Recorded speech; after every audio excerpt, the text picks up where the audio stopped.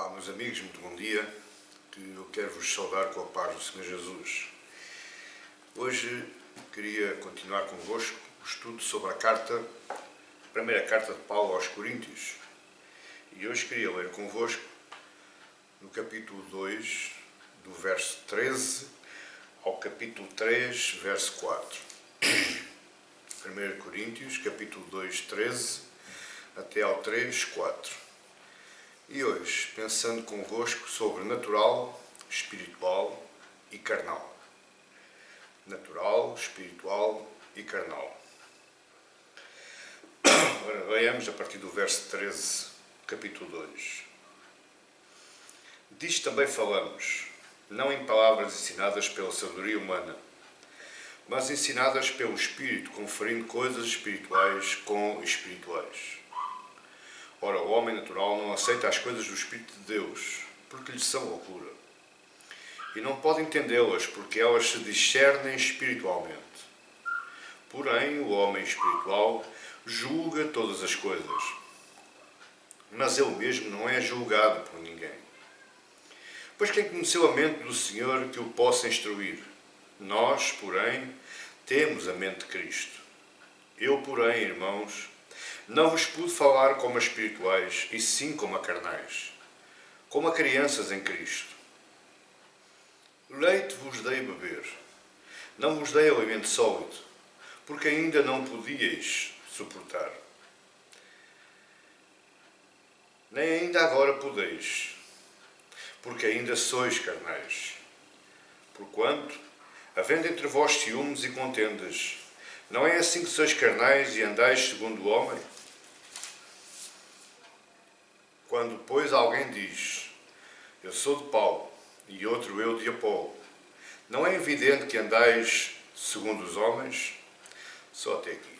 Vamos orar, para que o Espírito Santo nos ilumine o nosso coração e a nossa mente, para que possamos entender mais um pouco desta passagem, desta carta que Paulo escreveu com tanto cuidado àquela igreja lá na cidade de Corinto. Senhor Deus, eu quero te agradecer esta manhã, Senhor. Primeiramente pela tua graça e pela misericórdia que tens tido para connosco, Senhor. Mas nesta hora, Deus, eu te peço que envies o teu Santo Espírito, que Ele nos ilumine o nosso coração e a nossa mente. Que Ele, Senhor, liberte a nossa mente de todos os pensamentos que possam prejudicar a compreensão da tua palavra, Senhor. Me ajuda, Deus, a falar. Me ajuda, Deus, a expor esta passagem, este texto que está escrito na Tua Palavra. Que seja assim para a Tua honra e para a Tua glória. Senhor, que eu abrir os meus lábios e meditar no meu coração sejam, Senhor, agradáveis na Tua presença, para a honra e para a glória da santidade do Teu nome. Assim eu oro, assim eu te peço, em nome do Teu Filho amado Jesus. Amém e glória a Deus. Natural, carnal, natural, espiritual e carnal. Após uma profunda reflexão feita por Paulo acerca da verdadeira sabedoria, isto foi o que nós vimos na mensagem anterior, no ensino do Espírito Santo. A verdadeira sabedoria só nos é concedida pelo Espírito Santo. O mundo não nos concede verdadeira sabedoria, porque a sabedoria do mundo, o espírito do mundo, é apenas e somente a mera capacidade que o homem tem, o ser humano tem, de compreender as coisas que o rodeiam. E agora Paulo aponta a razão, a principal razão, para o problema das divisões da igreja de Corinto. E a principal razão que Paulo aponta é a questão da carnalidade. Ele diz aí no verso 1 que não vos pude falar como a espirituais, mas sim como a carnais, como a crianças em Cristo. Portanto, aqui está o problema das divisões da Igreja de Corinto e, por consequência, os restantes problemas que daí advêm desse principal problema. Na última mensagem, nós vimos que Deus nos deu o Espírito Santo para assim podermos compreender as coisas secretas de Deus. Ele diz no verso 11: porque qual dos homens sabe as coisas do homem, senão o próprio Espírito que nele está? Ora, ninguém me conhece a mim melhor do que eu. Eu conheço o meu coração, eu conheço as minhas motivações, eu conheço as minhas limitações, eu conheço as minhas reações, porque o meu Espírito é que me conhece. Então, perante isto, nós compreendemos que ninguém pode conhecer melhor a Deus do que o Espírito de Deus, o Senhor Santo Espírito, que nos foi concedido, que nos foi dado, prometido por Cristo Jesus ainda nesta terra. E o tema central do texto que nós lemos do verso 6 ao verso 12 foi que o tema central é a forma como nós sabemos quem é que é verdadeiramente espiritual. E eu disse na mensagem anterior, que manifestações carismáticas do Espírito Santo não quer dizer espiritualidade.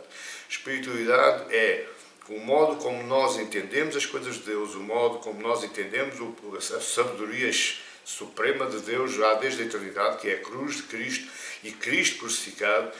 Essa forma de nós entendermos o plano de Deus, as coisas secretas de Deus que estavam ocultas e que são agora reveladas, destapadas pelo Santo Espírito, é assim que essa forma nos dá capacidade de compreendermos as implicações que a cruz e Cristo crucificado trazem para a nossa vida espiritual.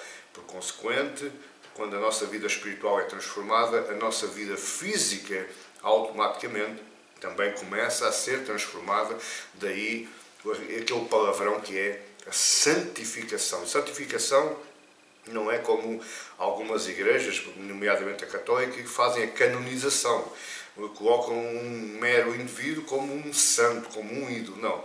Santificação é a transformação contínua da nossa vida por ação da revelação, da abertura dos olhos que o Espírito nos traz, e daí nós vamos trabalhando a nossa vida física, passo a passo, de mãos dadas, ombro a ombro, com a nossa vida espiritual.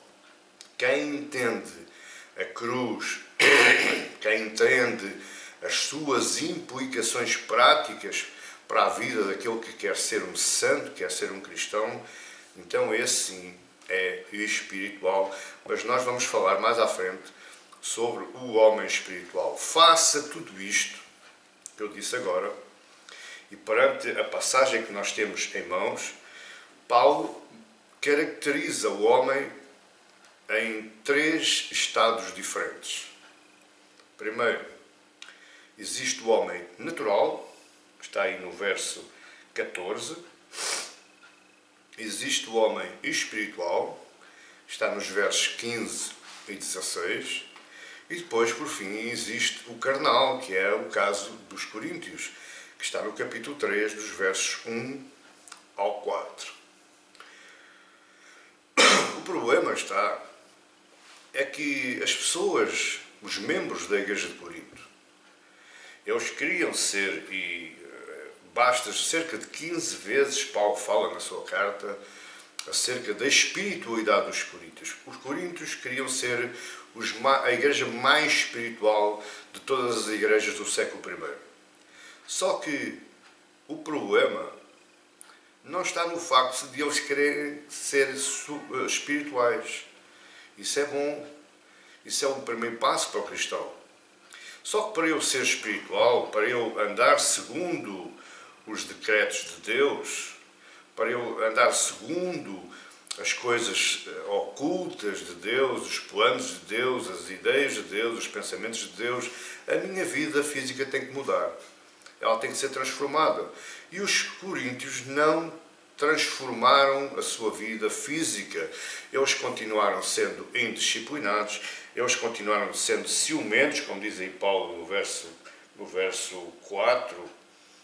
Eles continuaram sendo imorais, eles continuaram a ser criando divisões dentro da igreja, eles continuaram sendo orgulhosos e arrogantes, a pontos de Paulo, aí no capítulo 11, dizer que eles, quem quiser comer, come em casa, porque eles iam comer coisas boas para dentro da igreja e deixavam os outros que não tinham nada a passar fome. Enfim, para o povo ser espiritual, não podem passar ou não podem pensar como pessoas do mundo, como pessoas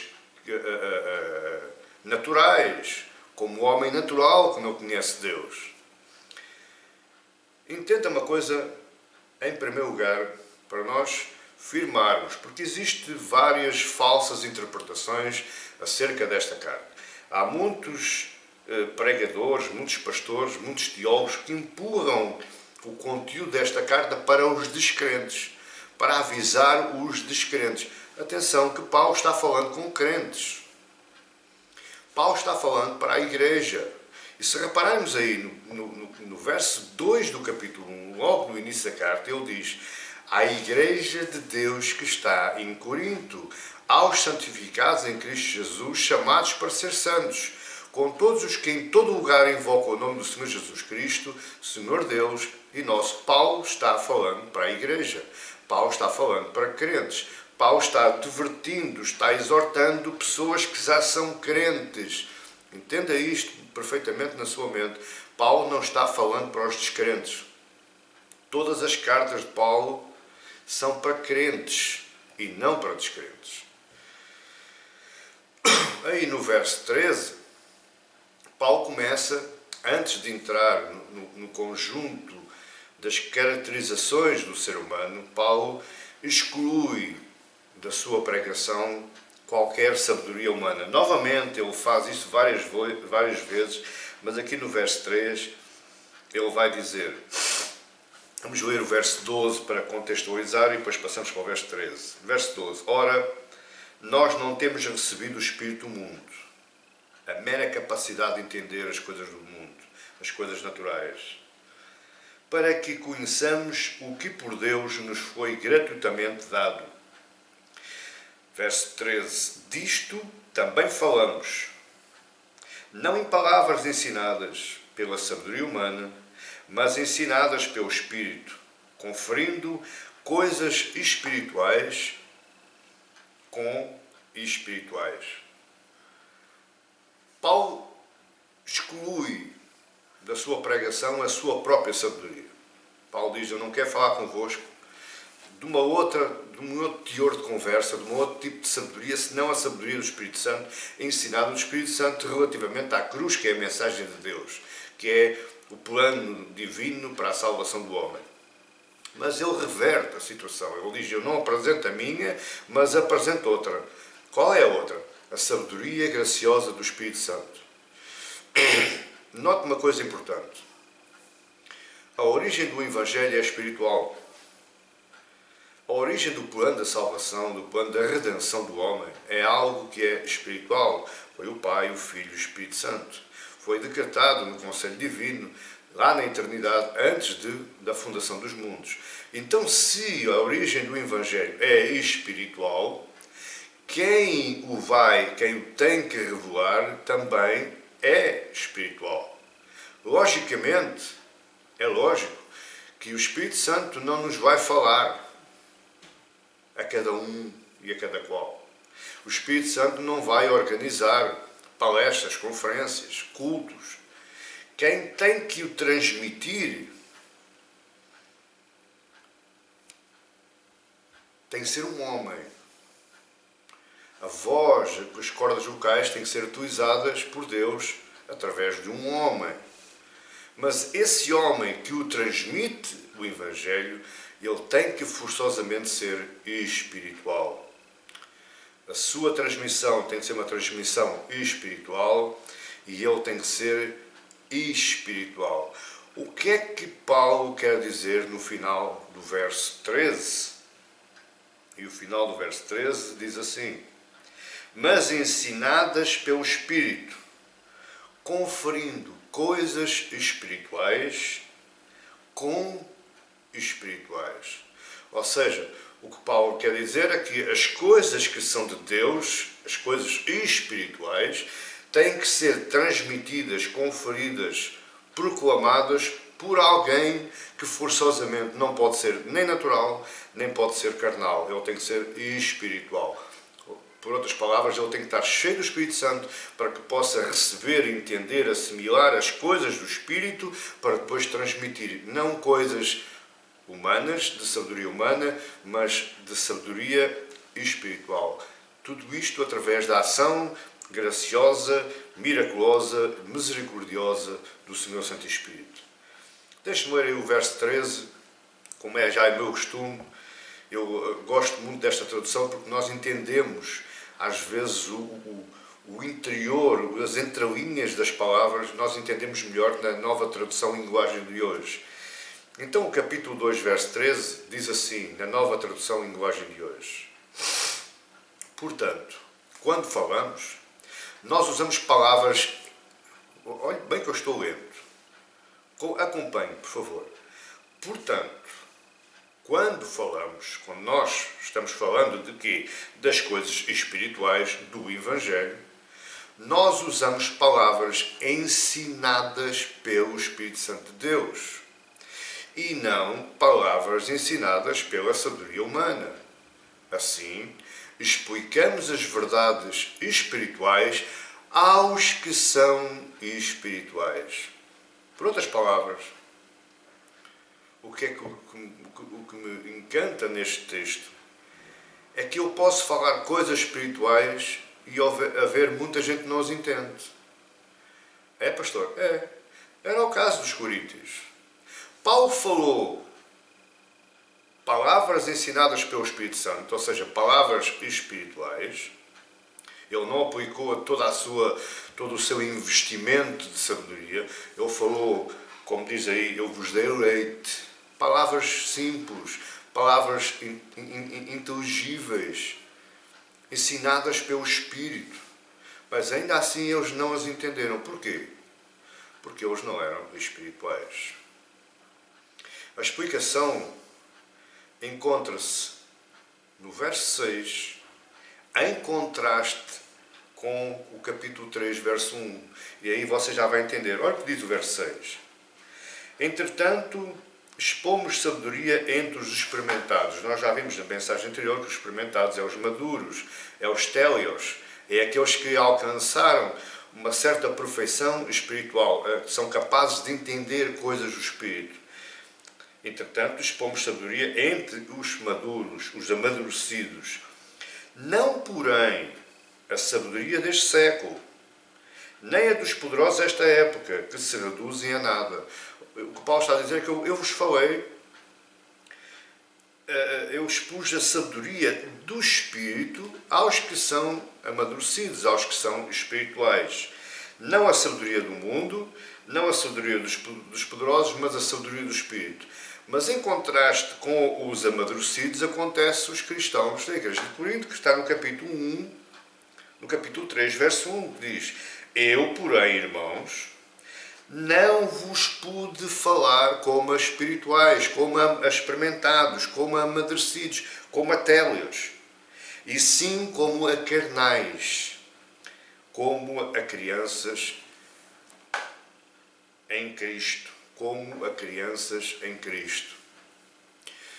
Repare que Paulo aborda a expressão espiritual cerca de 15 vezes nesta carta. Veja a ênfase que ele dá. Em 16 capítulos ele apresenta 15 vezes a expressão espirituais. Porquê? Porque era muito importante esta expressão para os coríntios.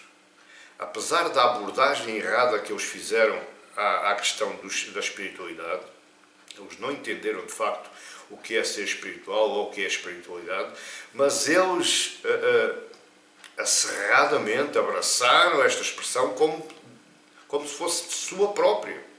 Como se a tivessem conquistado numa guerra, fosse um despojo de guerra. Eles auto-intitulavam-se e separavam-se de todas as outras igrejas porque eles diziam: nós somos espirituais. Nós profetizamos, nós oramos em línguas, nós temos manifestações carismáticas do Espírito Santo, então nós somos espirituais. Vocês não. Só que Paulo, ele diz, vocês abordaram erradamente essa expressão, vocês não passam de crianças, vocês não passam de infantis, que só gostam é de brincar. Então, chegados aqui, o que é que Paulo quer dizer com espirituais?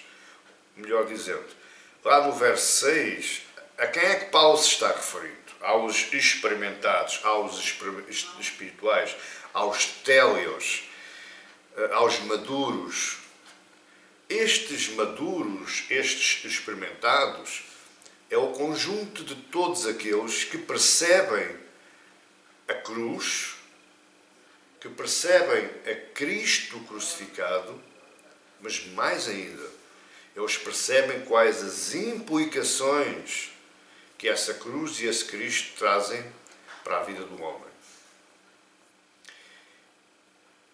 E por causa disso, por causa desse entendimento das implicações da cruz, esse maduro, esse experimentado, nunca iria exaltar qualquer homem neste mundo. Você está a compreender agora o capítulo 1, verso 12? Eu sou de Paulo, eu de Apolo, eu de Pedro e eu de Cristo. Eles não eram espirituais. Porque se eles fossem espirituais, eles olhavam para esses homens como sendo a evidência de um canal entre Deus e eles. Esses homens eram apenas e só canais, ferramentas, instrumentos de propagação do Evangelho e não sendo um alvo de qualquer categoria elevada. Deu para entender assim? Esses são os experimentados. Os experimentados são aqueles que entendem que a cruz é o juízo de Deus sobre a humanidade.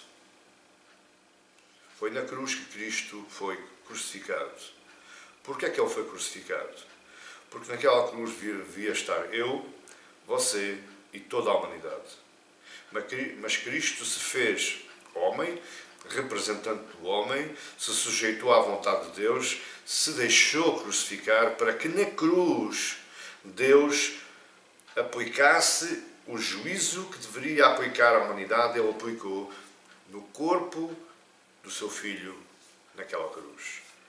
Se você entende isto, você não é mais carnal, você não é mais natural, porque você é um dos experimentados.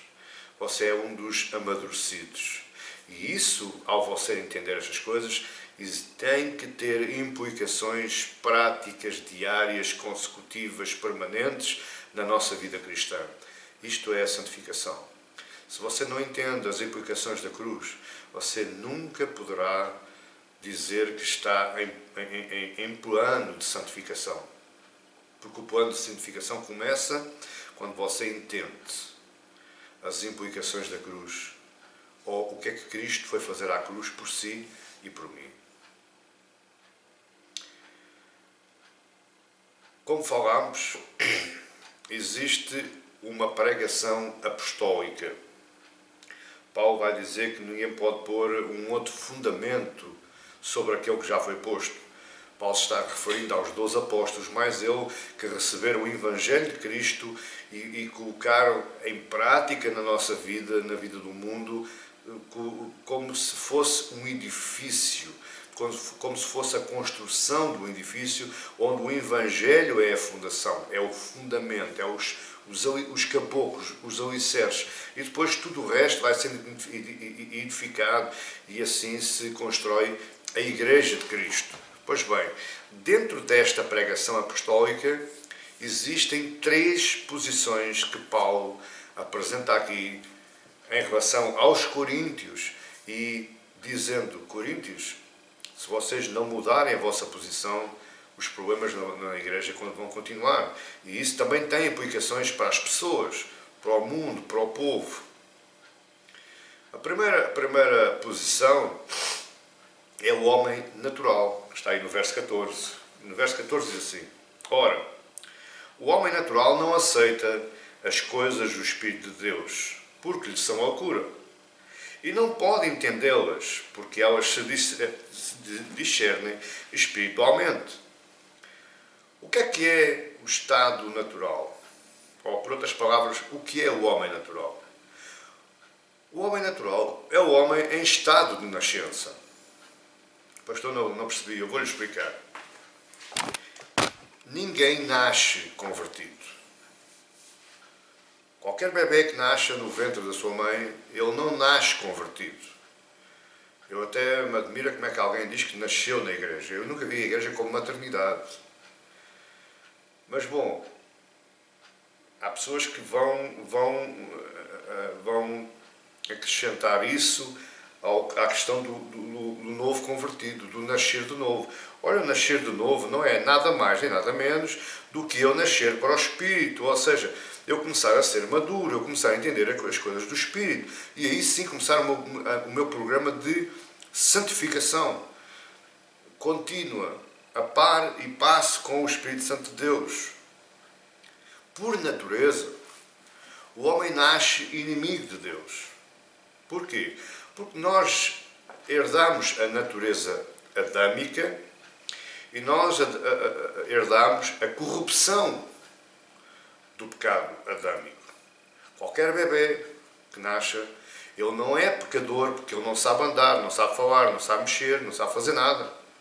Mas quando ele nasce herdeiro da natureza adâmica, a natureza do primeiro homem, que só o segundo homem o pode salvar, Cristo Jesus, mas também nasce com a corrupção do pecado adâmico, porque Adão amaldiçoou toda a terra e, consecutivamente, toda a geração até aos dias de hoje. O homem nasce cego, sem o conhecimento de Deus. O homem natural, a criança, é lógico que a criança, tudo o que ela faz é infantilmente. Mas espiritualmente, o homem nasce cego. O homem não tem o conhecimento de Deus. O conhecimento de Deus, a revelação, a abertura dos olhos espirituais, ela dá-se na hora da nossa conversão. Tanto pode ser em criança, como já pode ser um homem adulto avançado na idade. É aí que se dá a abertura dos nossos olhos, a restauração da nossa visão espiritual. Por isso, por nascer cego, por nascer com a corrupção do pecado de Adão, por nascer com a herança da natureza adâmica, o homem não aceita as coisas de Deus. Meu querido e minha querida, perceba algo muito importante. Se não for o Espírito Santo de Deus a trabalhar no homem, o homem continuará sempre a ser inimigo de Deus. Vivendo pelo seu bel prazer, vivendo pelo seu orgulho, pela sua arrogância, pelo seu egocentrismo, pelo seu bem-estar e nunca para as coisas de Deus. Não é por acaso que existem muitos cristãos que não oram, que não querem ir à igreja, que não querem assistir a cultos, não querem ler a Bíblia. Porquê? Porque a natureza adâmica continua lá. A corrupção, a herança da corrupção adâmica continua lá. E isso só vai saindo com o tempo, com a tal santificação, sendo acompanhado permanentemente pelo Espírito Santo, mas para isso você tem que crer. Daí a soberania humana, em conjunto, miraculosamente, com a responsabilidade humana. Deus faz, mas você tem que crer. O homem não aceita as coisas de Deus. E quais são as razões para que o homem não aceita as coisas de Deus? Está aí uma das razões mais lógicas que Paulo apresenta é porque lhes são loucura. E ao lhe ser loucura, ele não as entende. Repare bem, acha que se não fosse para a ação do Espírito Santo no meu coração, acha que eu acreditaria que alguém que morresse naquela cruz podia salvar a minha vida? Isso é loucura. Um homem sendo crucificado. Não, as coisas fazem-se pela conversa, pelo diálogo, pela diplomacia. Mas Cristo operou o maior ato de diplomacia perante Deus. Ele morreu perante a humanidade. E isso é loucura para os homens. Outra coisa. Quem é que consegue entender, na sua lógica humana, como pessoa inteligente, que o Deus que é amor mata o seu filho por amor? Que coisa, que esquisito. Isso não dá para entender. Isso é loucura. Ou Deus é cruel, ou Deus é um déspota, ou então há aqui qualquer coisa que eu não sei o que está passando. Porque Deus nunca pode matar um filho, e mais grave ainda, é como diz lá o livro de Isaías, agradou a Deus moê-lo. Quer dizer, Deus que mata o seu filho, agrada-se de ver o sofrimento do filho, e ainda diz que foi por do amor de tal maneira que salvou a humanidade. Que coisas estranhas, coisas esquisitas. E depois temos o caso também do orgulho próprio, do amor próprio. Eu preciso lá de alguém que morra por mim para eu ser salvo? Amado irmão, irmã, isto é o homem natural. É o homem que não conhece Deus, ele pensa assim. Por isso não se admire quando você for falar a alguém e eu lhe der estas respostas. Porque é natural, porque ele é natural. Ou seja, é naturalmente natural. Porque é a condição em que ele está. Porque ele está cego espiritualmente, a sua mente não consegue assimilar, não consegue entender estas coisas, e depois você recebe respostas dessas. Portanto, deixe-me fazer aqui um parênteses. Não desiste das pessoas. Porque você, sendo espiritual, você está a falar com pessoas naturais. Pessoas que não entendem, mesmo que elas queiram, mesmo que elas façam um esforço enorme, elas nunca vão entender, a não ser que o Espírito Santo de Deus comece naquele momento a trabalhar no coração dessas pessoas. Revelando as coisas, destapando as coisas, tornando luz àquilo que é trevas, àquilo que está tapado, àquilo que está no escuro. Entende, meu querido e minha querida, não desista das pessoas. Ele não pode entender as coisas de Deus. Existe um problema entre a vontade e a compreensão. Eu já tive vários exemplos em que as pessoas me diziam assim: eu até quero, eu até já comecei a ler a Bíblia, mas eu não entendo nada. É esquisito, é tudo esquisito para mim. Vemos em toda a Bíblia vemos que existe pelo menos uns 3 deuses. Um Deus cruel lá no Antigo Testamento. Um Deus que dá e depois tira ainda no Antigo Testamento. Depois o mesmo Deus que é amor no Novo Testamento. E depois ao final da Bíblia um Deus que destrói tudo, aquilo que fez.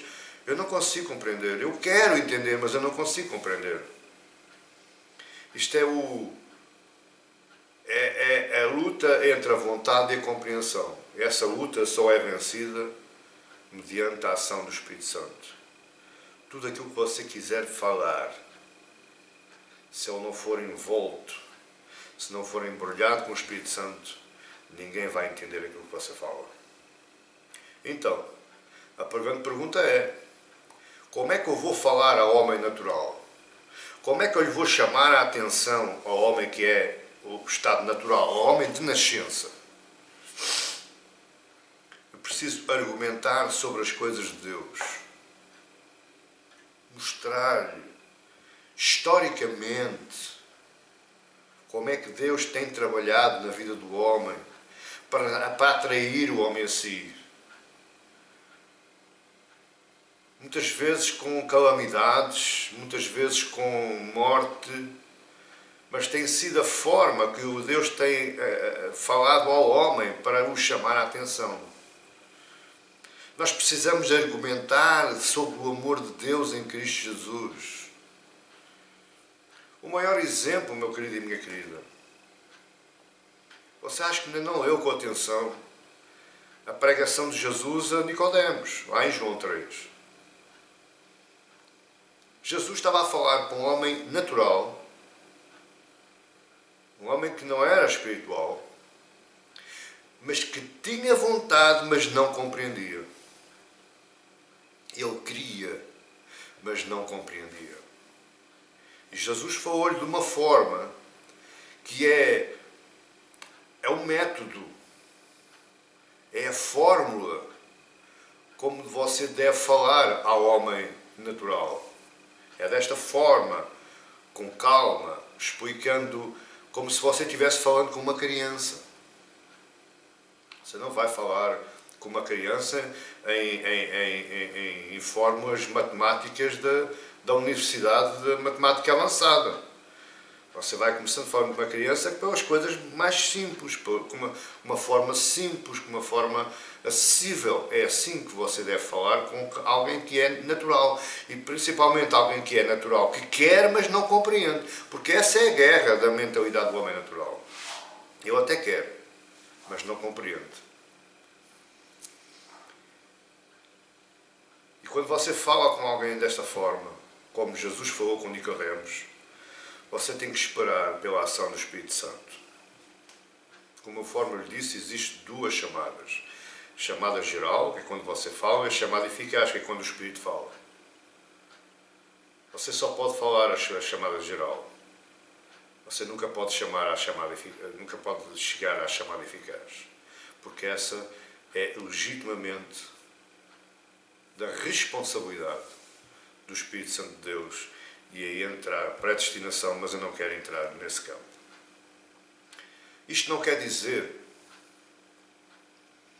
que o descrente, o homem natural, não conheça profundamente as Escrituras Sagradas. Eu já tive muitas pessoas que já leram a Bíblia toda. Inclusive, professores na universidade de filosofia, eu já leram a Bíblia toda. Eles conhecem, até melhor que os crentes, a Bíblia Sagrada, as Escrituras Sagradas. Mas isso não produz conversão. O facto de conhecer de versículos, de páginas, de capítulos, de livros, das histórias todas, conhecer a Bíblia de uma ponta a ponta, não me traz conversão. Não me traz salvação. Entenda isto, por favor. Agora, Paulo vai se dirigir, este é o homem natural. Aquele que é um homem de nascença. Agora Paulo vai se dirigir ao homem espiritual. Versos 15 e 16 diz assim: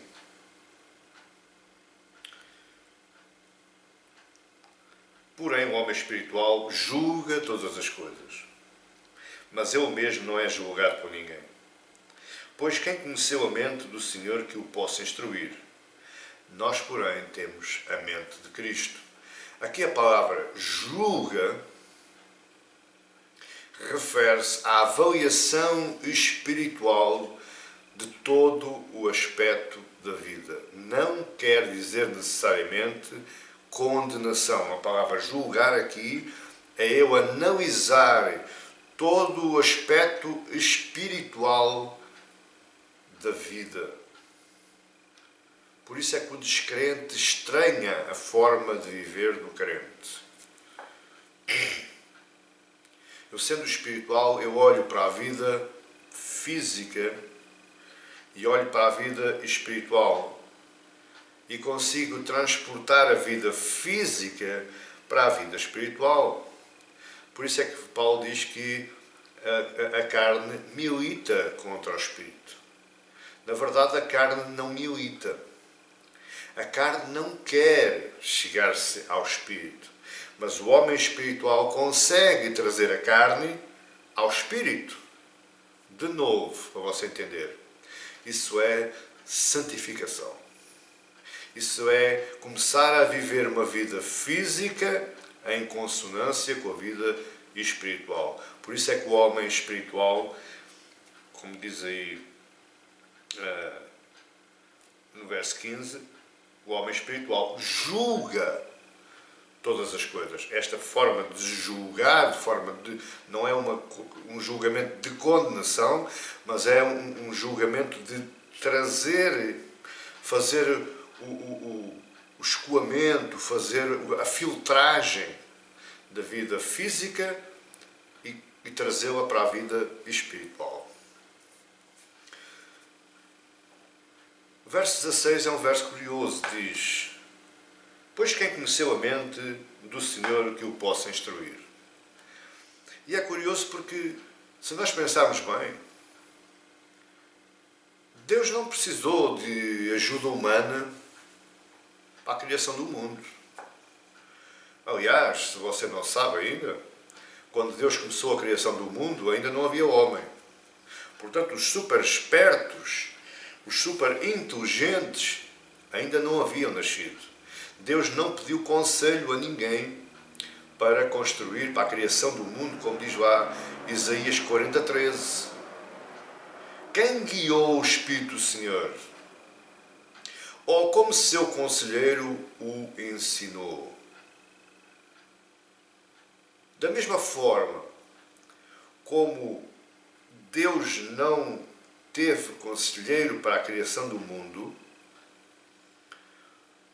da mesma forma não. Por causa de que Deus não precisou de conselheiro para a criação do mundo, nós hoje precisamos, se queremos entender este Deus que não precisou de conselheiro, nós hoje precisamos de uma mente que nos consiga transportar transcendentalmente à mente de Deus. Eu posso lhe dizer seguramente que você não consegue isso por nenhum curso de internet, por nenhum curso intensivo nas conferências episcopais. Você não consegue fazer isso por um curso, mestrado, doutorado nas melhores universidades teológicas do mundo. Mas você consegue fazer isso com a mente de Cristo. Que é o que Paulo diz aí no final do verso 16. Nós, porém, temos a mente de Cristo. O que é que Paulo quer dizer com isto? Porque eu tenho a mente de Cristo, agora consigo entender as coisas de Deus. Eu consigo compreendê-las.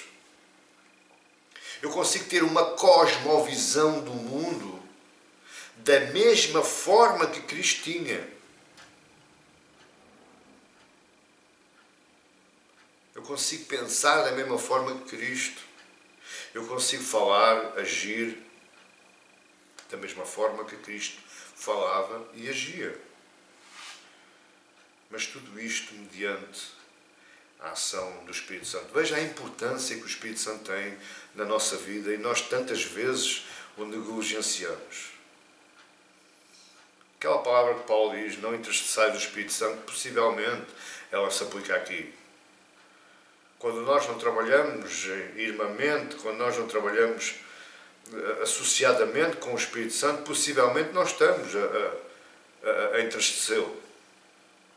Porque nós estamos negligenciando o seu poder, negligenciando a sua ajuda e, principalmente, negligenciando a sua missão. Porque a missão do Espírito Santo, meu querido e minha querida, que você que me ouve, se calhar vou chocá-lo. A missão do Espírito Santo neste mundo não é a da operação de milagres. A missão do Espírito Santo neste mundo não é a da operação de prodígios e maravilhas e coisas sobrenaturais. Ao contrário, muita gente prega e ensina.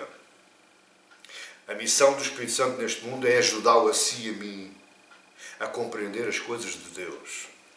Foi para isto que Jesus prometeu: eu vou para o meu Pai e eu lhe rogarei e vos enviarei um outro ajudador, um outro consolador.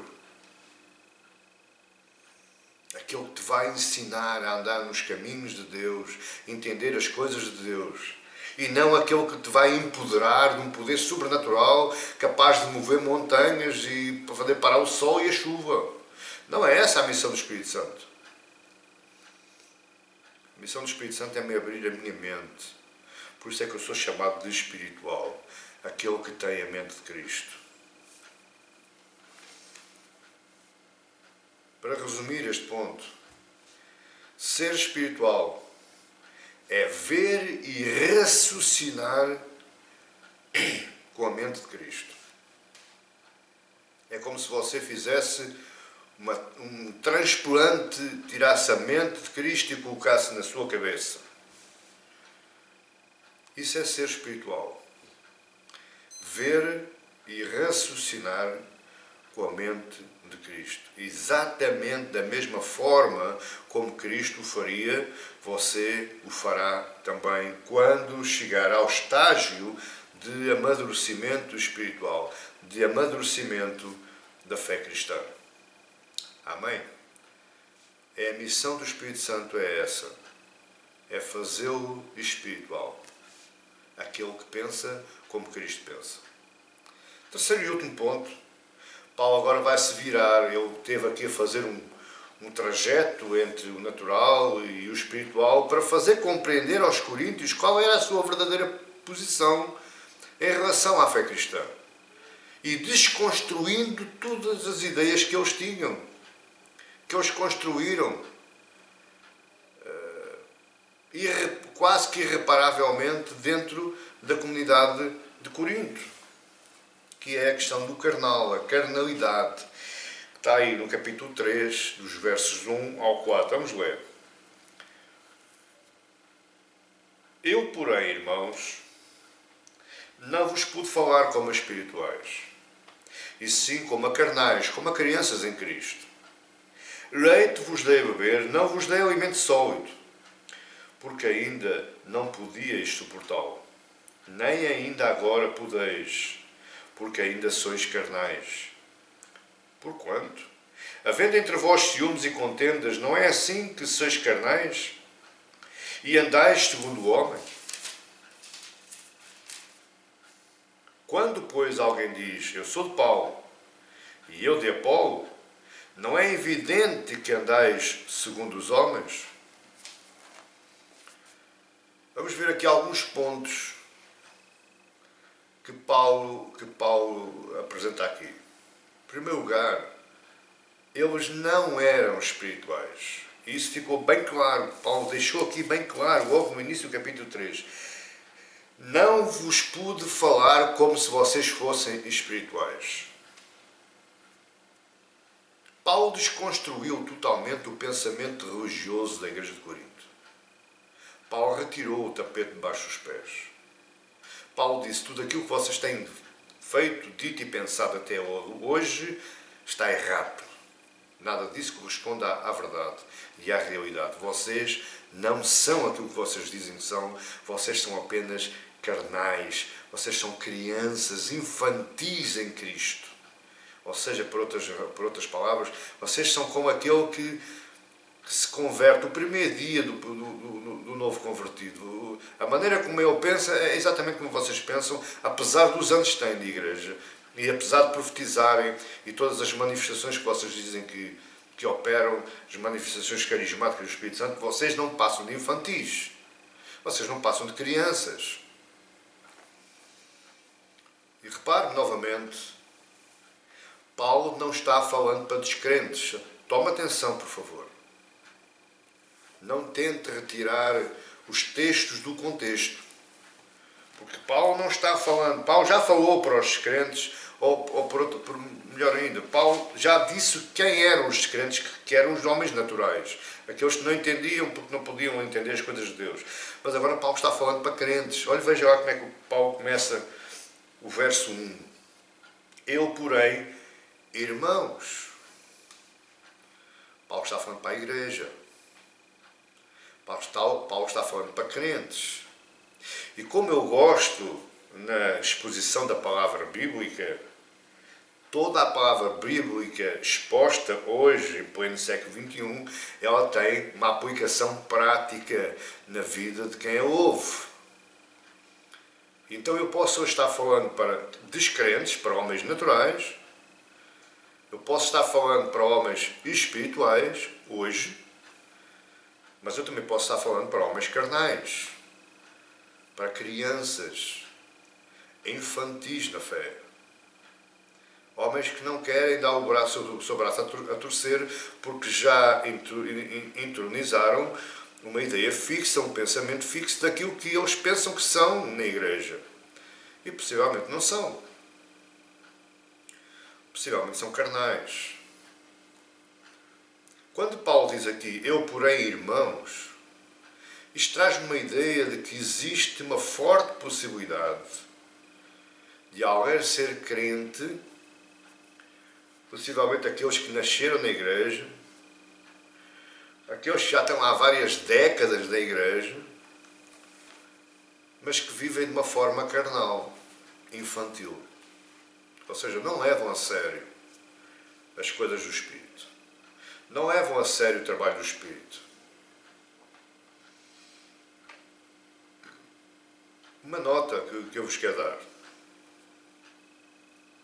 Eu acredito que Paulo, quando escreve esta carta, ao final de vários anos da Igreja de Corinto já estar aberta, e eu lembro que Paulo esteve em Corinto quase 3 anos, trabalhando com aquela igreja, e veja a semelhança de outras igrejas, Paulo esteve, o maior tempo que Paulo investiu numa igreja foi nesta de Corinto.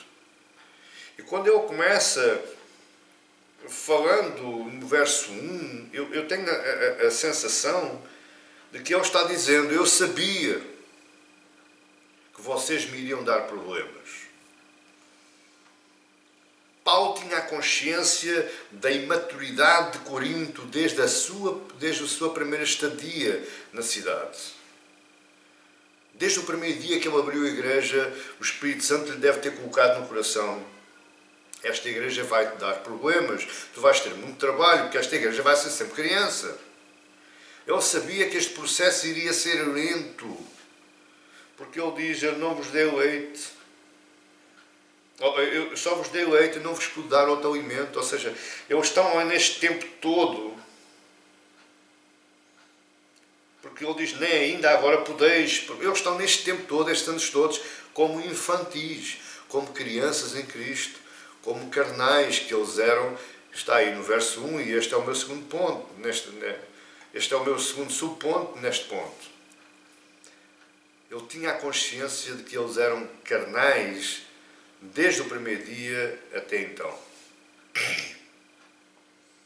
Apesar de crentes, apesar de se intitularem super espirituais, até a pontos de quererem colocar em causa o apostolado de Paulo, outra questão de infantilidade, eles comportavam-se como homem natural. Eles comportavam-se como crianças. Eu quero que você tome noção de uma nota muito importante que eu vou dar, para que não surja falsas interpretações, tanto daquilo que está escrito como do que eu estou dizendo. Paulo não está a chamar a igreja de carnal em termos éticos, em termos morais. Embora eles tivessem atitudes éticas e morais pouco ortodoxas em relação à fé cristã, o que Paulo está aqui a dizer não tem nada a ver com isso. Ele vai aplicar isso mais tarde. O que Paulo está aqui dizendo é que ele está contrapondo contra o que é espiritual, aquele que tem o Espírito Santo, aquele que entende as coisas de Deus, com a forma como estes cristãos, estes crentes viviam e pensavam. Era isso que eu estava contrapondo, eu estava dizendo, vocês não podem fazer isto, vocês têm, se querem ser espirituais, vocês têm que pensar assim, e não assim como vocês pensam. É isso que Paulo está dizendo. Quando Paulo chama carnais, ele não está dizendo que é por causa daquilo que eles praticavam. Não, ele ainda está no ponto das divisões. Ele ainda está tentando resolver o problema das divisões. E o problema das divisões estava na carnalidade da igreja. O que é um carnal? Carnal é alguém que tem uma compreensão infantil do Evangelho. Alguém que é imatura. É gente que é crente, mas que ainda pensa da mesma forma que o mundo. Eu ouvi uma vez, há muito tempo, alguém dizer que a última parte do homem a se converter é o seu bolso. Isto leva-me a crer que quando o homem consegue converter o seu bolso, ou seja, desapegar-se do seu dinheiro, esse homem deixa de ser carnal e passa a ser espiritual. Os homens de Corinto olhavam para o dinheiro, olhavam para os negócios, olhavam para o bem-estar. Os homens de Corinto só se lembravam de Deus no primeiro dia da semana. Todos os outros 6 dias eram em função do seu bel prazer, da sua forma de pensar, da sua forma de estar, inclusivamente até a prática de idolatria nos templos dos deuses gregos. Esses são os homens carnais, são os homens que pensam com uma mente infantil, uma mente de criança. E Paulo nos apresenta aqui o verso 2, e ele vai dizer que, tal como o crescimento físico, o crescimento espiritual também necessita de tempo. Leite vos dei a beber. Leite dá-nos a ideia de criança, de infantil, de bebê. Não vos dei alimento sólido, porque ainda não podias suportá-lo. É o que o Paulo está aqui fazendo. O Paulo está dizendo é que vocês não foram crianças lá atrás e continuam sendo crianças hoje. Por isso eu não vos posso dar mais. Eu não vos posso acompanhar na vossa pseudo-espiritualidade. Porque se eu fosse agora falar na espiritualidade, vocês, é o que diz aí, não o podias suportar.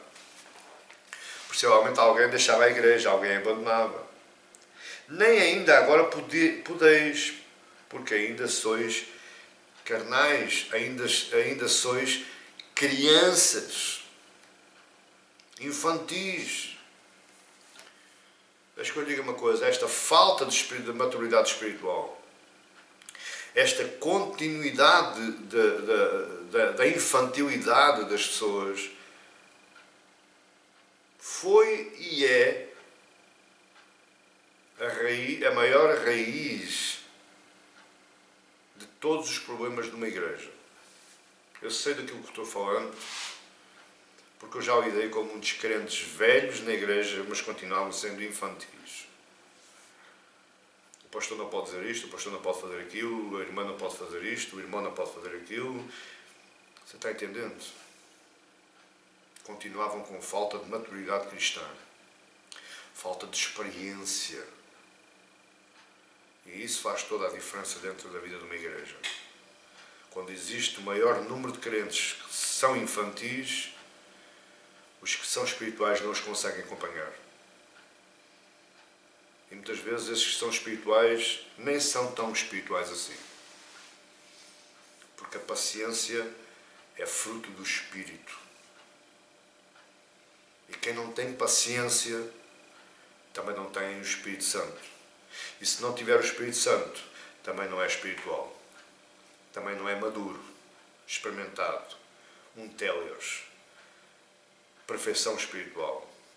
E esta é a principal razão para a existência de igrejas bastante complicadas. Eu estou caminhando para o fim.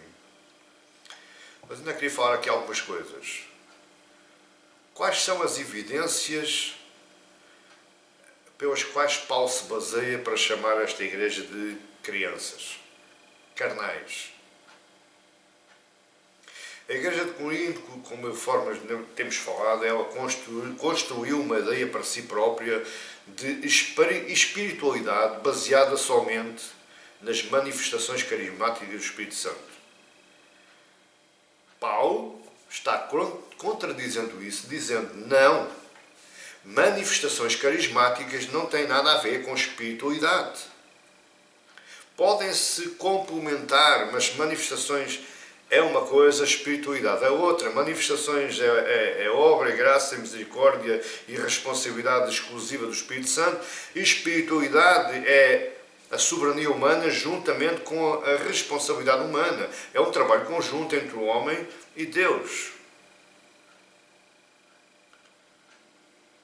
Por exemplo, eu já falei, Temos o caso de Judas. Judas era um apóstolo de Cristo, foi escolhido por Cristo, andou com Cristo 3 anos e meio. Foi para a primeira comissão com o restante, os 11 apóstolos. Vieram da comissão, se alegraram na presença de Cristo, dizendo: Senhor, em teu nome até os demónios fogem, em teu nome os coxos, os cegos e os surdos ouvem, os doentes são curados. Em teu nome se salvaram, se converteram X de pessoas. Judas esteve no meio dessa comissão. Judas foi um dos que operou essas tais manifestações do Espírito Santo. Operação de milagres, a expulsão de demónios, pregar a palavra. Ele fez isso tudo. Mas Jesus, quando foi chegado aos últimos dias, Jesus diz: no meio de vós existe um que tem o diabo com ele. No último dia, na última ceia, Judas o trai, vende-o por 30 moedas, entrega Cristo Jesus aos soldados do templo, lá no jardim do Getsemane, com um beijo. Judas não era crente. Judas não era um homem espiritual. Mas ainda assim, ele operou manifestações do Espírito Santo. Portanto, o que Paulo está dizendo é que espiritualidade não tem a ver com manifestações. São coisas completamente diferentes. O próprio Senhor Jesus disse lá em Mateus 7, eu não me canso de ler este texto: nem todo o que me diz Senhor, Senhor entrará no reino dos céus, mas aquele que faz a vontade do meu Pai que está nos céus. Quem faz a vontade do Pai? Quem o entende. Quem é espiritual. Muitos naquele dia hão de dizer-me: Senhor, Senhor, porventura não temos nós profetizado em teu nome? Em teu nome nós expelimos demónios, e em teu nome não fazemos muitos milagres? Amado irmão e irmã, o que não falta aí é igrejas que fazem milagres de Deus, que pregam a Cristo,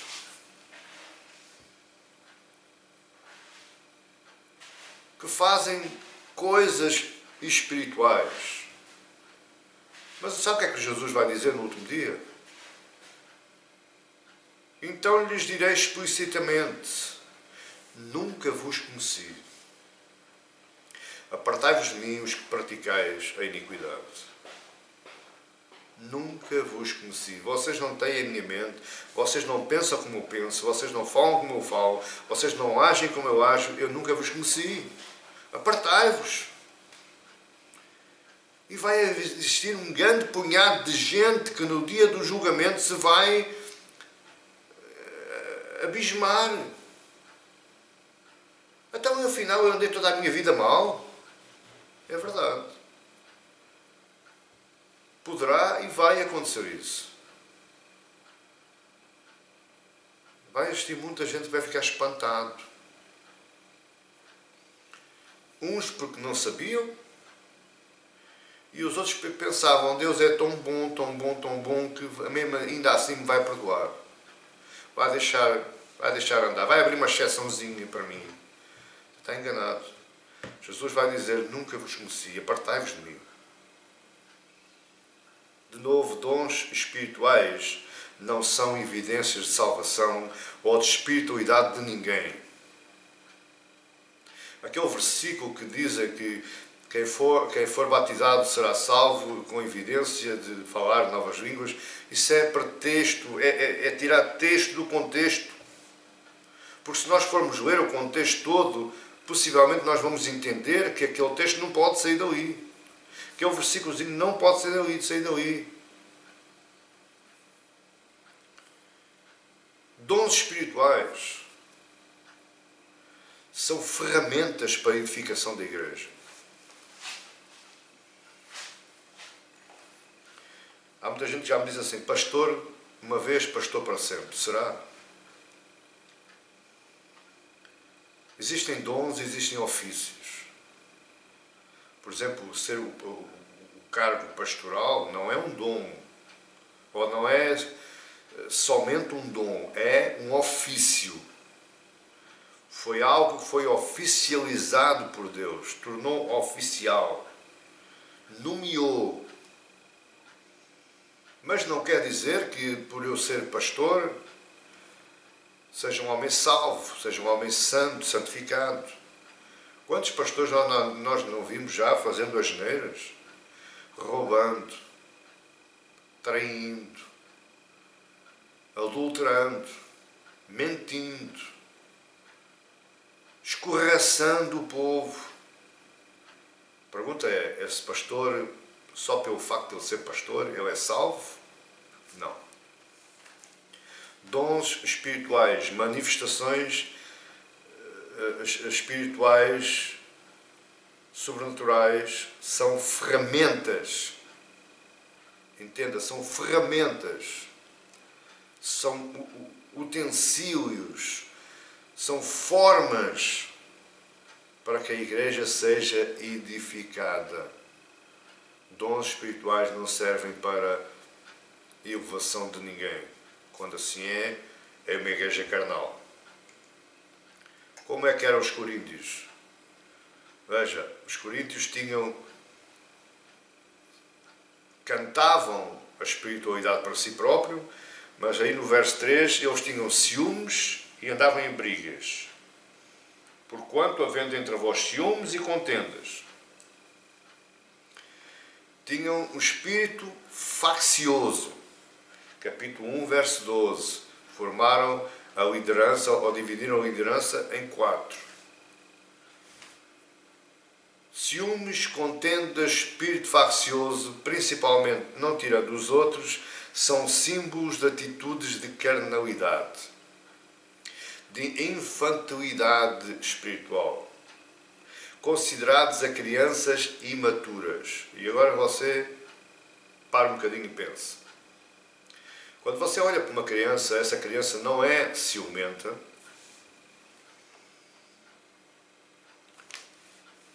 não é suscetível a brigas, não tem um espírito de faccioso. É lógico que sim. Qualquer criança é assim. Por isso é que Paulo está transportando a forma como os coríntios viviam, apesar de serem adultos. Paulo continua dizendo, vocês são crianças. Crianças em Cristo. Vocês são carnais. Como os coríntios não tinham atingido a maturidade cristã, a sua perspectiva espiritual não estava moldada. Ou seja, continuava vencendo a parte carnal e não a parte espiritual. Compreendendo isto, a imaturidade cristã e a falta de amadurecimento espiritual explica muitas das dificuldades vividas naquela comunidade. E eu digo-lhes, meus queridos e minhas queridas, Deus me livre de ser líder de uma igreja destas. Deus me livre. Deus me dê muita paciência, muita força, muita coragem, muito Espírito Santo cá dentro, para eu conseguir ser como Paulo, organizando 4 capítulos desta carta, para explicar àqueles homens e mulheres quão eles andavam mal ao criarem divisões dentro de uma igreja. Deixa-me terminar, como é hábito nosso, com algumas aplicações. A primeira é em relação à natureza da pregação bíblica. A pregação bíblica é um tipo de pregação que trata das coisas de Deus e não das coisas do homem.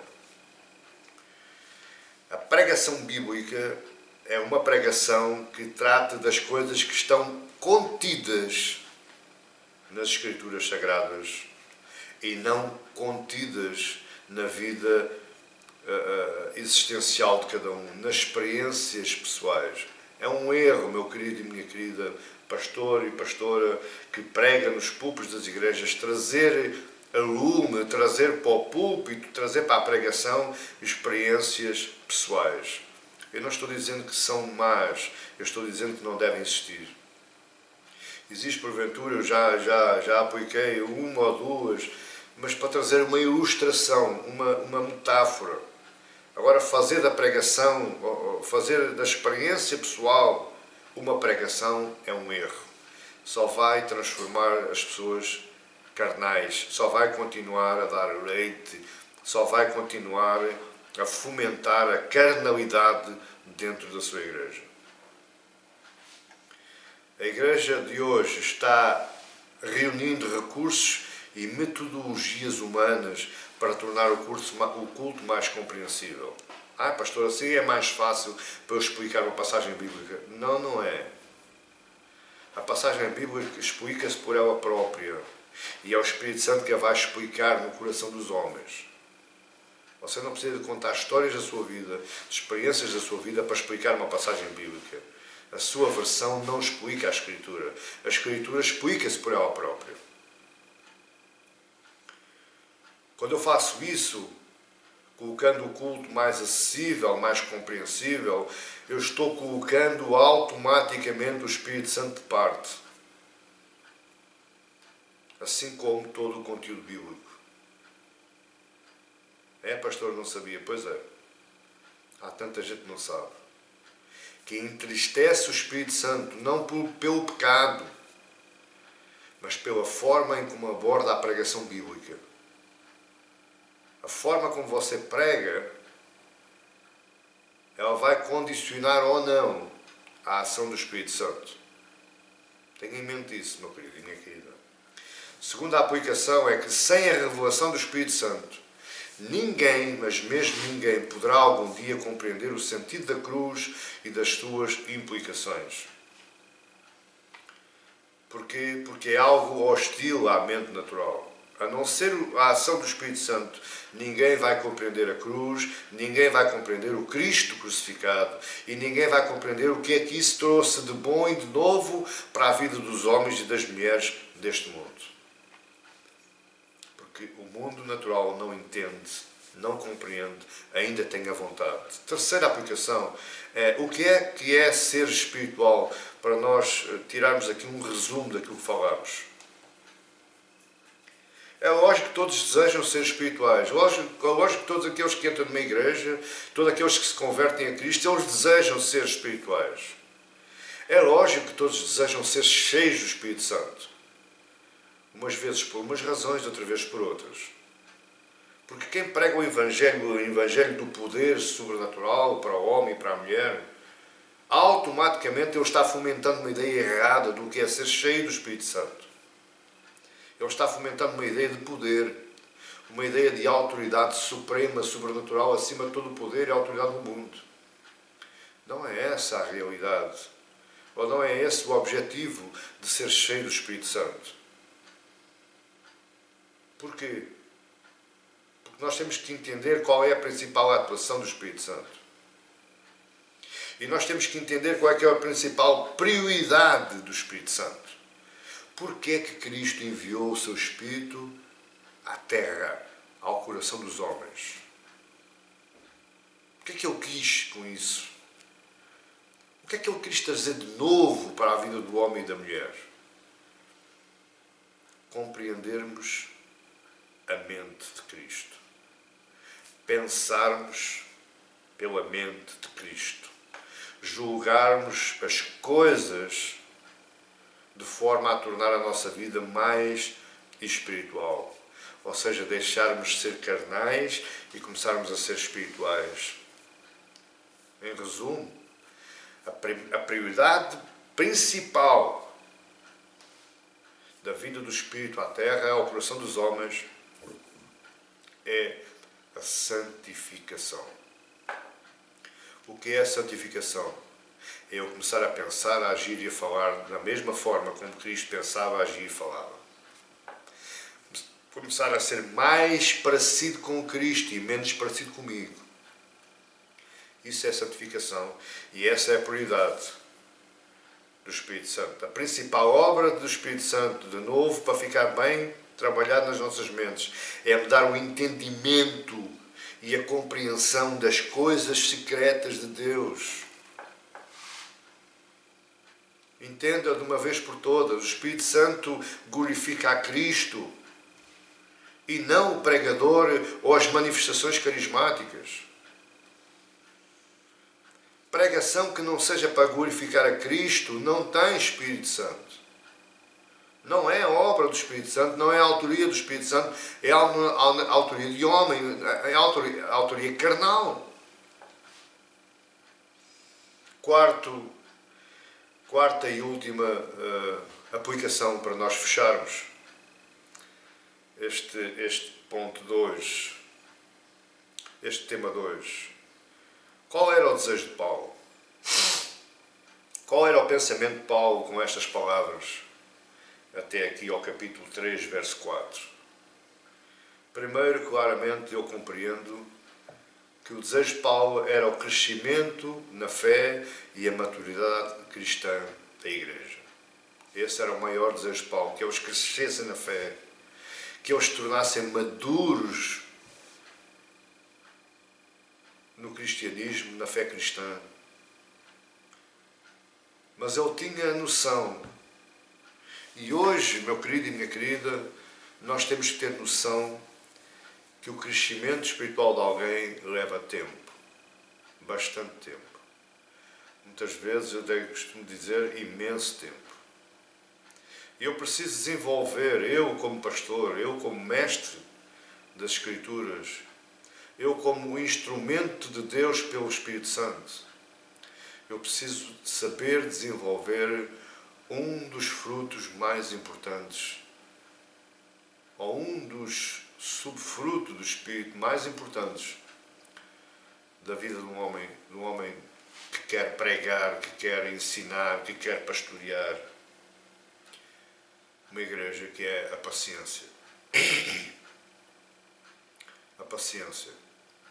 Perante a carnalidade, perante a infantilidade, muitas vezes nós tendemos a perder a paciência. Nós tendemos a perder o interesse por A, B ou C, deixamos cair os braços e dizemos muitas vezes, um erro nosso, que seja Deus agora que já não consigo mais. Não. Continua a ser responsabilidade minha e sua. O problema é que eu ainda continuo a não ter o amadurecimento, o télios, a perfeição espiritual, porque eu ainda não desenvolvi a paciência. Paulo nos dá um bom exemplo do que é ter paciência cristã. É necessário que os mais maduros invistam em tempo e em paciência no que respeita ao acompanhamento dos irmãos mais imaturos, os mais infantis na fé. De novo eu lembro, Paulo está falando para crentes. Paulo está falando para a igreja. Paulo tinha todos os motivos para deixar cair aquela igreja. Paulo tinha todos os motivos para baixar os braços e dizer, Senhor, olha, acho que foi um investimento mal feito. Mas Paulo continuou perseverando no combate, perseverando na paciência, investindo tempo, escrevendo cartas, preocupando-se.